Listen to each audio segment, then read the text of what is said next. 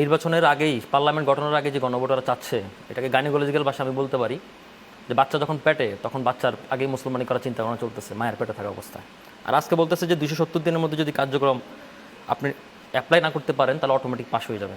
মানে আপনি বিয়ে করছেন কিন্তু বাচ্চা না হলেও আপনি ধরে নিতে পারবেন সন্তানের পিতা হয়ে গেছেন। 270 দিন মানে 9 মাস।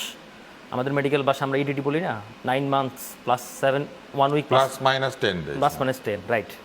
এখন দেখুন এই সরকার, গণভোট পৃথিবীতে যতগুলো দেশে হয়, গণভোটের হচ্ছে 7 to 10 days। আমি একটু বলি আপনাকে, ধরুন গণভোট হচ্ছে তখন এই সরকারের যে পার্লামেন্ট, এই সরকারের হচ্ছে গণ অভ্যুত্থান হচ্ছে তার একটা নৈতিক ম্যান্ডেট, রাইট। এখন এই সরকারে কিন্তু সাংবিধানিক যে আইনিগত যে ম্যান্ডেট, বৈধতা, সেটা কিন্তু নেক্সট পার্লামেন্ট দিবে।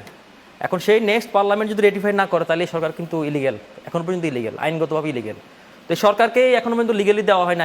এই সরকার বলতেছে যে পার্লামেন্টে পাস হওয়ার না হওয়ার কোনো কিছু ম্যাটার করে না, গণভোটে যা হবে তা হয়ে যাবে। তো এইটা চাপিয়ে দেওয়ার আপনারা কারা, হু আর ইউ? এখন আমি যদি প্রশ্ন করি যে এই ঐকমত্য কমিশনের যিনি সহসভাপতি হিসেবে দায়িত্ব পালন করছেন প্রফেসর আলী রিয়াজ, আপনি কে? আপনি তো একজন মার্কিন পাসপোর্টধারী লোক, আপনার কথা আমি কেন শুনবো? আপনার কথা কেন? উনি তো একই সাথে বাংলাদেশেরও নাগরিক, দ্বৈত নাগরিক।